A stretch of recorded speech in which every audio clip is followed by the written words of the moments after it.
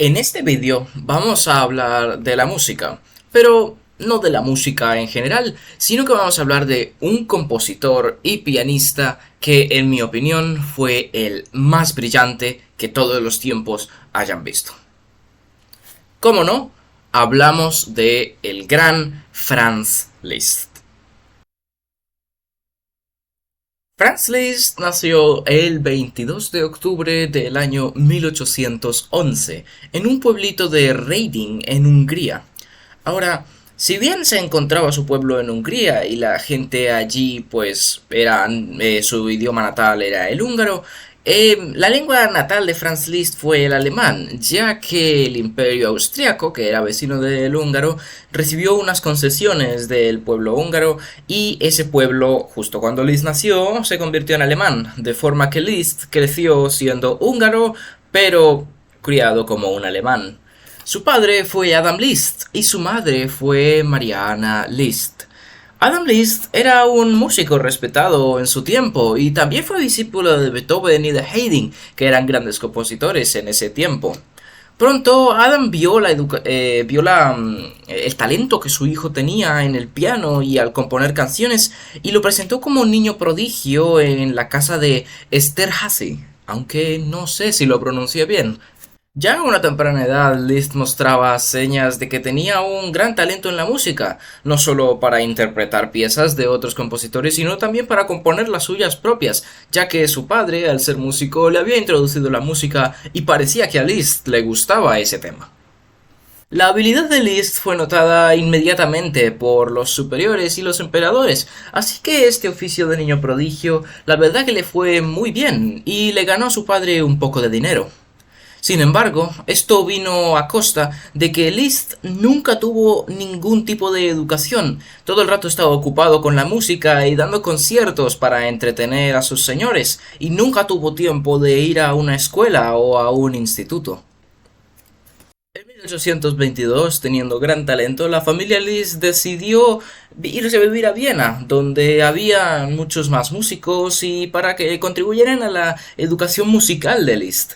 Liszt pasó un muy buen tiempo allí, siendo el alemán su lengua natal. La verdad que se pudo entender muy bien con el resto de sus amigos y señores. Sin embargo, al tener tanto talento, el padre de Liszt, Adam, pensó que Viena no era suficiente para Liszt y decidió, un año después, en 1823, abandonar Viena para mudarse a París. Sin embargo, siendo húngaro de lengua alemana, Liszt no fue aceptado en el Conservatorio de París, porque las leyes de Francia en aquellos tiempos decían que solo ciudadanos franceses podían acudir a este conservatorio, de forma que Adam fue la única enseñanza que Liszt tuvo por sus primeros años de la adolescencia también. En 1827, sin embargo, Adam enfermó y murió.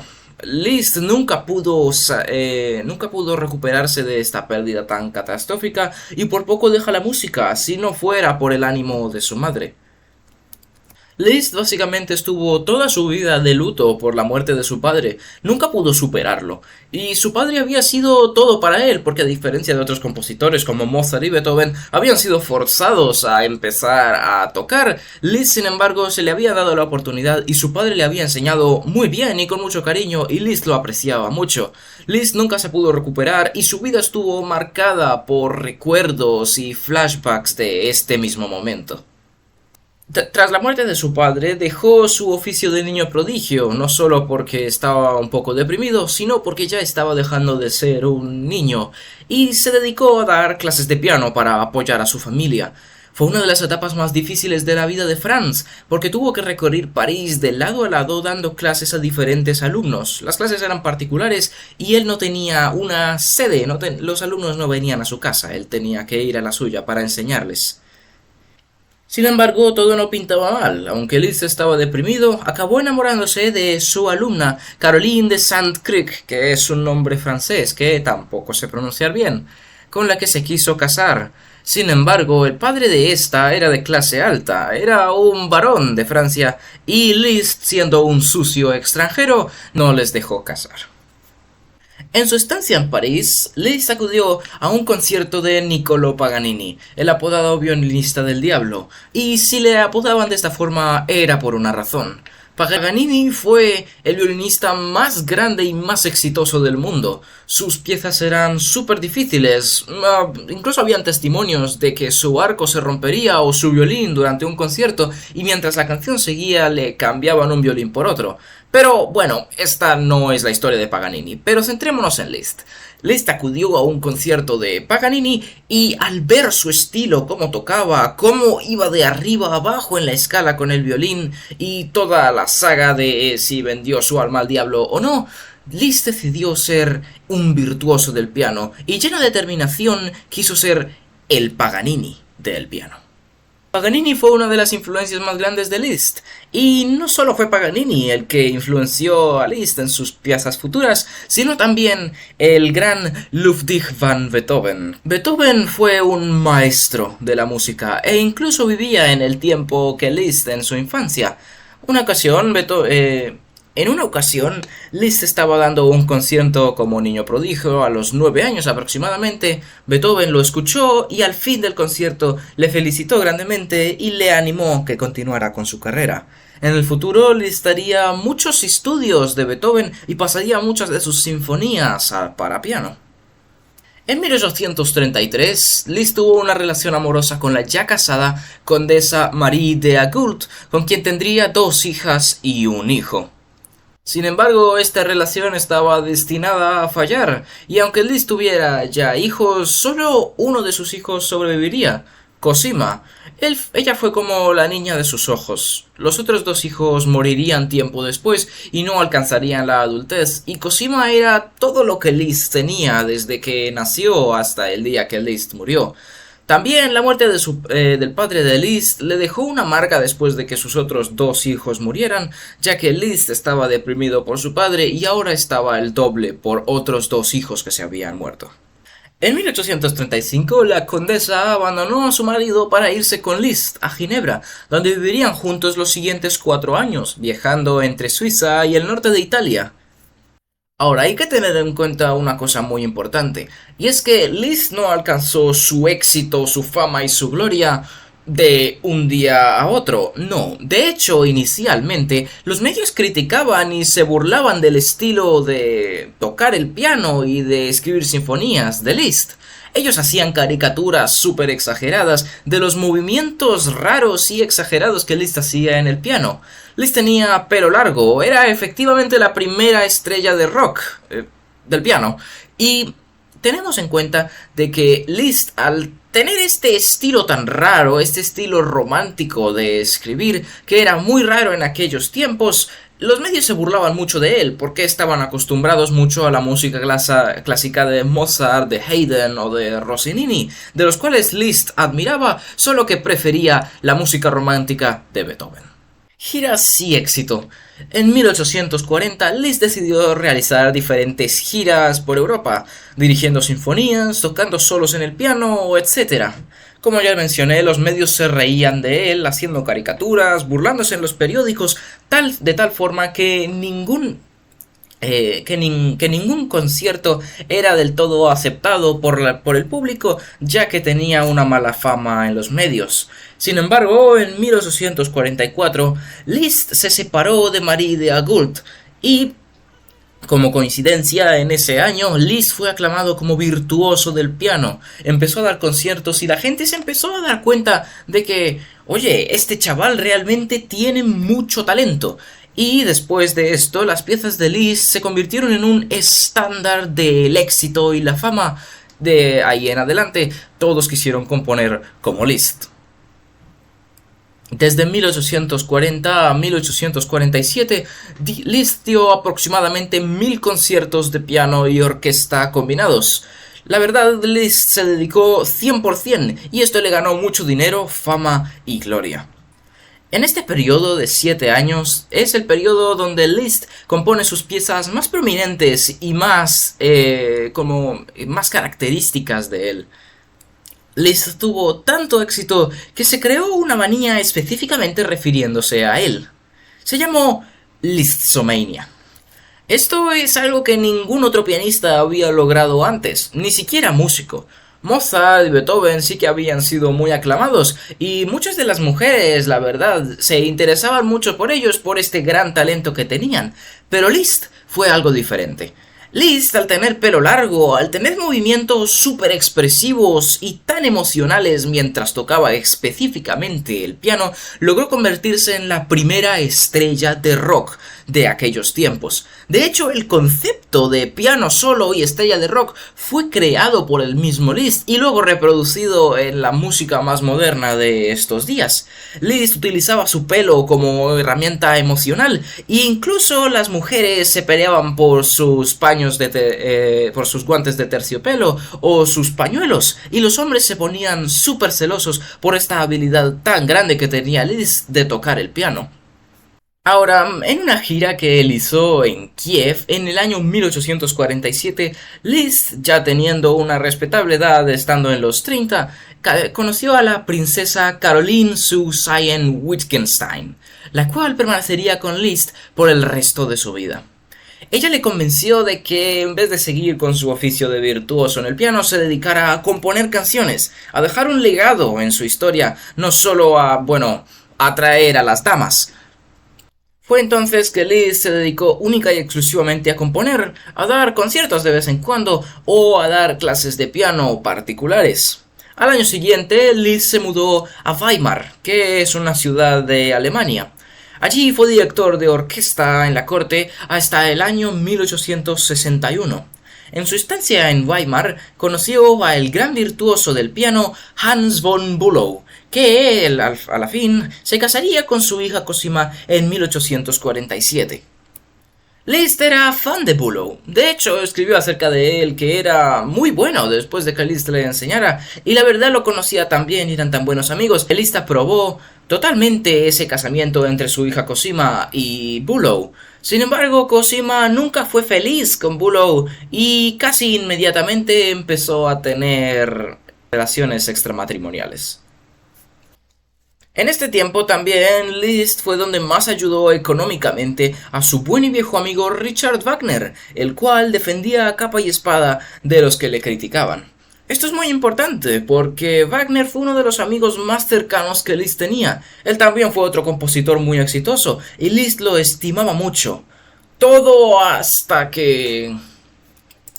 Bueno, Wagner y Cosima se enamoraron y luego fueron descubiertos por el propio Liszt, de forma que la amistad de Liszt y Wagner se fue a la basura. Pronto Cosima se divorciaría de Bülow y se irían a vivir juntos Wagner y Cosima. Ellos se querían mucho y la verdad Liszt era el único que estaba entre ellos. Ya Liszt estando cada vez más mayor y ellos estando cada vez más alineados de él, tenía poco poder sobre su hija. En la década de los 1600, Liszt, bueno, sufrió varias tragedias. En el 1859, un año antes que empezara, su hijo Daniel murió. En el 1862, su otra hija, Vladina, falleció también. Liszt creyó que Dios le estaba castigando por todos sus pecados que había hecho en su juventud. Y es que una cosa que no he mencionado de la juventud de Liszt es que Liszt, siendo una estrella de la música en aquellos tiempos, y bueno, tenía una vida social muy grande. La verdad que se prostituía bastante con otras mujeres y tuvo muchos hijos ilegales, aparte de Cosima, Valdina y Daniel, que fueron sus hijos legales. Ahora, Liszt había cometido muchos errores en su vida y él pensó que si se iba a la ciudad sagrada, a Roma, y se convertía en un monje, quizás Dios podría perdonar sus pecados y quitar esta gran maldición que tenía sobre él, donde había muerto sus dos hijos y su otra hija se había ido con su único y mejor amigo. De esta forma, Liszt se mudó a Roma, uniéndose a la orden franciscana en 1857. Durante este periodo, Liszt se dedicó a dirigir la música sacra y quiso vivir solo y aislado del mundo exterior. Estaba deprimido. Incluso desde la muerte de su padre, Liszt ya se le veía por fuera la depresión. Sus compañeros le llamaban Abbé Liszt, que traducido del francés es Padre Liszt. Sin embargo, Liszt nunca realmente fue padre ni sacerdote, simplemente se le dieron cargos menores en la iglesia, ya que la iglesia conocía su pasado prostituido que había tenido en sus tiempos de gloria. Los últimos años de Liszt fueron los más tristes y deprimidos para él. En la década de los 60 y los 70, Liszt volvió a su vida normal y dejó de ser padre. Liszt viajó mucho entre las ciudades de Weimar, Budapest y Roma, recorriendo aproximadamente 6.500 kilómetros en total. Demasiado para un hombre ya viejo. Daba clases de piano particulares, conciertos ocasionales y compuso las últimas de sus obras. En este tiempo también Wagner y Cosima se casaron. Esto hizo que Liszt y Wagner recobraran su amistad y su mutuo apoyo. Liszt se había enemistado con Wagner no porque tuviera realmente ningún problema con su relación, sino porque Cosima ya estaba casada, y cuando se fue con Wagner nunca se casaron por el tiempo que Liszt estuvo en Weimar. Liszt se deprimió bastante y se sintió muy mal con su buen amigo Bülow. Sin embargo, Cosima al final logró convencer a su esposo de que se divorciaran y se fueron a vivir juntos. Sin embargo, Wagner se sintió mal por toda la ayuda que Liszt le había dado en sus antiguos tiempos y quiso recobrar la amistad con Liszt, de forma que, como Liszt se había vuelto un monje, sabía que la única forma de que Liszt volviera con ellos es que se casaran, para que no estuvieran ya en pecado. Esto funcionó a la perfección, y Liszt y Wagner lograron recobrar su mutua amistad y apoyo, aunque no era como siempre. En 1881, Liszt cayó de las escaleras de un hotel en Weimar. Hasta ese momento, Liszt había gozado de salud bastante buena. Aún así, recorriendo varios kilómetros, Liszt era muy resistente. Su genética parecía ser favorable. Y, sin embargo, desde ese accidente en adelante, Liszt se fue deprimiendo y teniendo cada vez más dolencias. Incluso dolencias que no tenían nada que ver con el accidente. Liszt se dañó un poco una de sus piernas, sin embargo le empezaron a dar dolencias y cataratas en los ojos, que nunca antes había experimentado. También resultó tener inmovilidad en su brazo y poco a poco se fue deteriorando. Ese accidente marcó el punto de partida, marcó el inicio del fin. Esto se notó en su composición, siendo cada vez más agónica que en los días de su gloria, sin embargo con esa misma dificultad característica de Liszt. Sus amigos le trataron de ayudar cuanto pudieron. Sobre todo Wagner y Cosima generalmente visitaban a Liszt en su casa para hacerle compañía, puesto que vivían bastante cerca. Sus amigos le ayudaron también, otros compositores y alumnos, sin embargo no podían hacer ya mucho. Liszt murió en el año 1886, teniendo dinero, fama y gloria, sin embargo deprimido y triste. Oficialmente la causa de su muerte es neumonía, sin embargo al tener tantas dolencias en los ojos, en sus brazos, en sus piernas y tanta depresión, no se sabe exactamente cuál de estos problemas fue el que se llevó la vida del compositor. Liszt tenía dinero, Liszt tuvo experiencias, tenía una hija, tenía un yerno, tenía fama, gloria y era respetado por toda Europa. Sin embargo, estaba triste y deprimido desde que su padre había muerto, desde que sus otros dos hijos habían muerto y desde que Dios empezó a castigarlo por sus pecados. Liszt, sin embargo, era muy respetado y de vez en cuando hacía un concierto siempre era muy pero que muy exitoso. Liszt, ya teniendo dinero y no necesitándolo, los últimos de sus conciertos fueron mayoritariamente de caridad. Repartió su dinero a orfanatos, iglesias, etc. Y solo se dedicó a tratar de limpiar esas manchas que tuvo en su juventud. Aun así Liszt muriera deprimido y rico, sí que dejó un legado que yo diría que es lo mayor que dejó en esta tierra.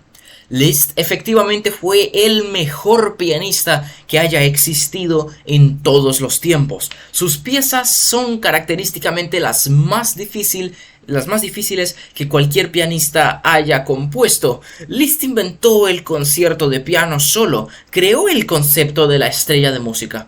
Muchos de los trabajos de Liszt fueron transcripciones de sinfonías al piano llamados etudes o traducido al español estudios. De esta forma podemos ver claramente cuáles eran los compositores favoritos de Liszt. La mayoría de pianistas en aquel tiempo tenían el piano mirando hacia el lado opuesto del público, de forma que el público solo veía el piano de cola y solo podían ver la cabeza y hombros del pianista tocando. No podían ver sus movimientos en las manos. Eso estaba reservado para los VIP. Sin embargo, Liszt quería fama, quería gloria, quería que la gente viera lo brillante que era en el piano y decidió girar el piano hacia el público para que todos pudieran ver sus movimientos imposibles que él hacía. Liszt generó el piano solo básicamente y hoy en día es un estándar en la música. Él empezó a tocar el piano sin la ayuda de ningún otro instrumento, lo cual era una novedad bastante grande en aquel tiempo. Liszt fue un adelantado a su época en toda regla. Fue uno de los mayores exponentes de la época musical del romanticismo, la cual fue la que procedió a la época clásica anterior. Las influencias de Liszt fueron las ya mencionadas Paganini, Beethoven y Chopin, de los cuales hizo varios estudios que, bueno, más o menos la mitad de sus trabajos eran estudios que él había transcrito sinfonías para cello, violín o incluso orquestas a el piano, de forma que hoy en día todos los nerds del piano podemos tocar la Sinfonía Quinta de Beethoven, que está diseñada para una orquesta. Liszt no solo hacía estos estudios transcribiendo esas piezas al piano, sino que le ponía un toque característico suyo, y son la cantidad de notas. Liszt puso muchísimas notas adicionales sin cambiar la melodía de la canción. Un ejemplo es la campanella, que originalmente es una pieza para orquesta protagonizada por un violín, compuesta por Niccolò Paganini. Sin embargo, Liszt la transcribió al piano y le puso sus típicos movimientos imposibles que, desde luego, fueron mucho mejores musicalmente que la original de Paganini.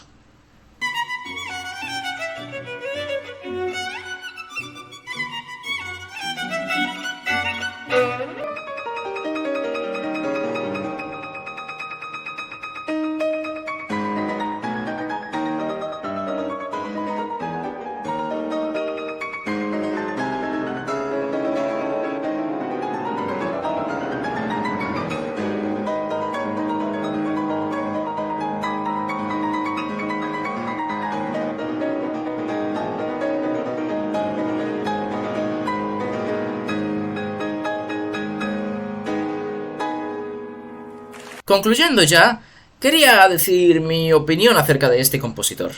Liszt es mi ídolo. Liszt ha sido el mejor pianista que ha existido en esta tierra e indiscutiblemente, diga lo que diga Chopin, diga lo que diga Beethoven, Liszt es el número uno, el rey del piano. Las piezas de Liszt, ya sean suyas o estudios, son extremadamente complicadas. Yo personalmente nunca he sido capaz de aprenderme ninguna pieza de Liszt, pero realmente sueño con algún día tocar la campanella o el estudio 24 de Paganini.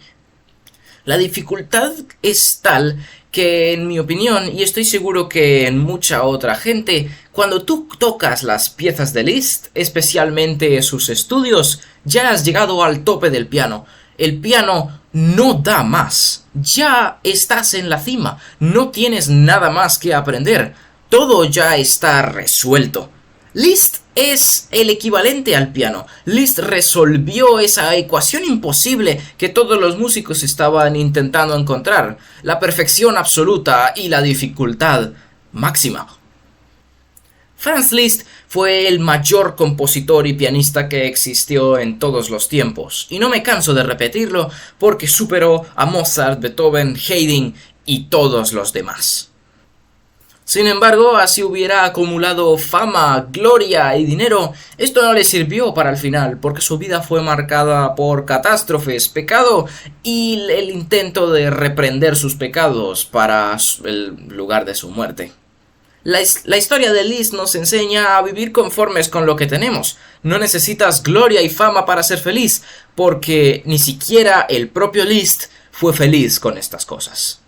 Espero que os haya gustado este vídeo y bueno, nos veremos en el siguiente. Hasta la próxima.